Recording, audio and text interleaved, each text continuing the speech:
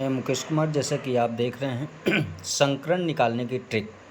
संकरण निकालने की ट्रिक कई लोगों ने बताया होगा, बट इसमें सिग्मा बांड और पाई बांड से बताना है। जैसा कि आप देख रहे हैं 2, 3, 4, 5, 6, 7। 2 आंसर आने पर sp संकरण, 3 आंसर आने पर sp2 संकरण, 4 आंसर आने पर sp3 संकरण और 5 आंसर आने पर sp3d संकरण और 6 आंसर आने पर sp3d2 संकरण और 7 आंसर आने पर sp3d संकरण। जैसा कि आप इसमें देख रहे हैं कि कुछ एक दो उदाहरण लेते हैं। जैसे एक उदाहरण लेते हैं C2H2।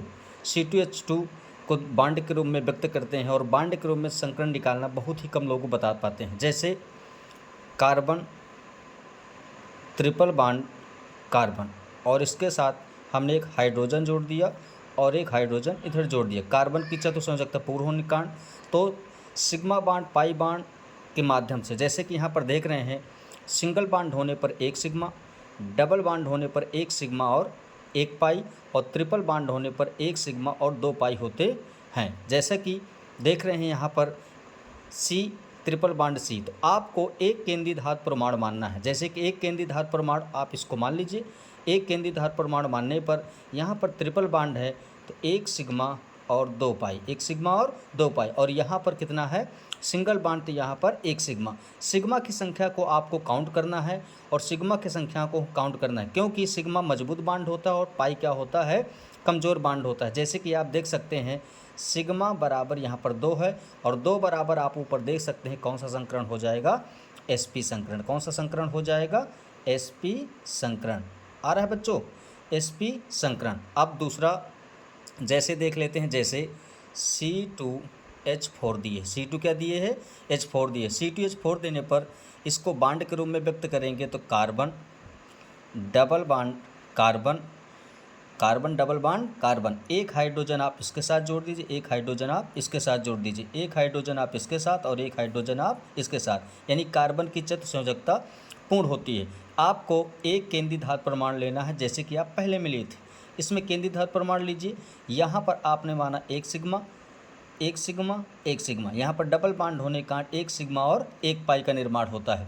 तो 1, 2, 3, तो सिग्मा बराबर यहाँ पर कितने हो जाएंगे 3, सिग्मा बराबर 3। तो जैसा कि आप जानते हैं सिग्मा बराबर 3 है, तो 3 होने पर यहाँ पर क्या लिखा है मैंने sp2 संकरण। तो यहाँ पर कौन सा संकरण हो जाएगा sp2 संकरण। कौन सा हो जाएगा भैया sp2 संकरण। जैसे कि आप देख सकते हैं अगला उदाहरण C2H6, C2H6 को देखेंगे तो जैसे कार्बन की संख्या 2, तो कार्बन हो गया, सिंगल बांड बना दीजिए।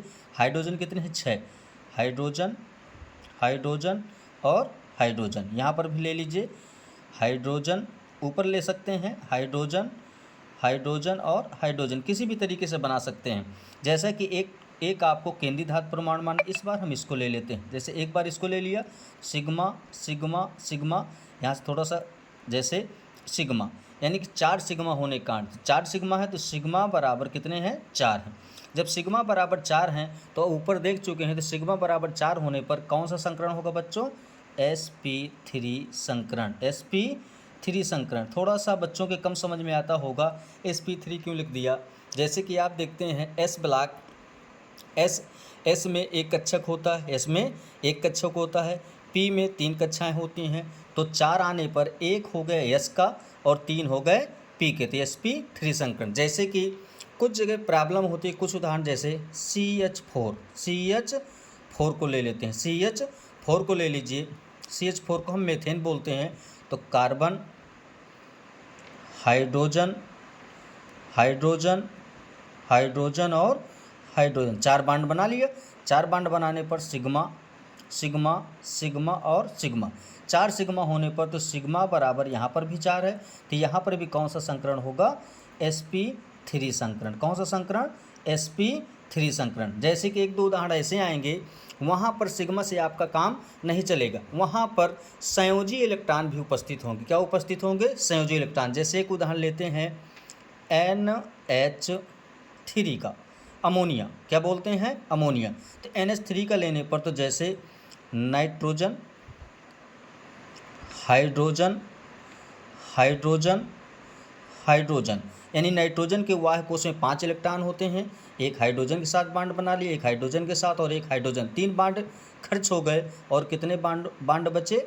2 बचे। कितने बचे? 2, यानी 2 इलेक्ट्रॉन बचे। 2 इलेक्ट्रॉन ये क्या हो गए? संयुग्मी इलेक्ट्रॉन। क्या हो गए? संयुग्मी इलेक्ट्रॉन। सेम प्रोसेस करना है, सिग्मा सिग्मा सिग्मा, 1 2 3। तो यहाँ पर सिग्मा बराबर 3 है, तो यदि सिग्मा बस की संख्या गिन रहे हैं तो 3 का मतलब होता है यहाँ पर sp2 संकरण। बट यहाँ पर sp2 संकरण नहीं होता है, NH3 में sp कितना होता है? 3 संकरण होता है। कैसे होता है? तो यहाँ पर सिग्मा बराबर 3 और संयोजी इलेक्ट्रॉनों को भी गिनना है, तो संयोजी इलेक्ट्रॉनों की संख्या कितनी है भैया? 1 है। तो यहाँ पर गिन लीजिए 1, तो 3 1 कितना हो गया? 4। और 4 का मतलब होता है sp3 संकरण। sp3 संकरण। sp कौन सा संकरण होगा? sp3 संकरण। एक और जैसे उदाहरण ले लेते हैं, जैसे कि आप यहाँ पर देख सकते हैं H2O। तो ये हो गया ऑक्सीजन, हाइड्रोजन और हाइड्रोजन। ऑक्सीजन के वाहक कोश में कितने इलेक्ट्रॉन होते हैं? 6 इलेक्ट्रॉन होते हैं। एक हाइड्रोजन के साथ साझा कर लिया और एक हाइड्रोजन के साथ साझा कर लिया। कितने इलेक्ट्रॉन बचे? 4 इलेक्ट्रॉन बचे। तो 4 इलेक्ट्रॉन बचे, ये क्या हो गए? संयोजी इलेक्ट्रॉन। क्या हो गए? संयोजी। इनको हम बोलते हैं लॉन्ग पेयर, बॉन्ड पेयर, और इनको हम बोलते हैं लॉन्ग पेयर। साइड में केमिस्ट्री की भाषा में ये होते हैं लॉन्ग पेयर और ये होते हैं बॉन्ड पेयर। तो 2 संयुग्मी इलेक्ट्रॉन है, तो पहले हम 2 लिख लेते हैं। और सिग्मा बराबर क्या होते हैं, या इनको हम शॉर्ट में बोल सकते हैं Lp। लॉन्ग पेयर कितने हैं? 2 हैं।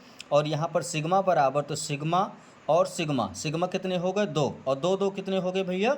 4। कितने हो गए? 4। तो 4 होने पर यहाँ पर ऊपर आप देख चुके हैं, तो 4 होने पर कौन सा संकरण होगा? sp3 संकरण। कौन सा संकरण? sp3 संकरण। कौन सा संकरण? sp3 संकरण। धन्यवाद। पेज को सब्सक्राइब कर दीजिए और चैनल को सब्सक्राइब कर दीजिए, और जो भी अच्छा लगे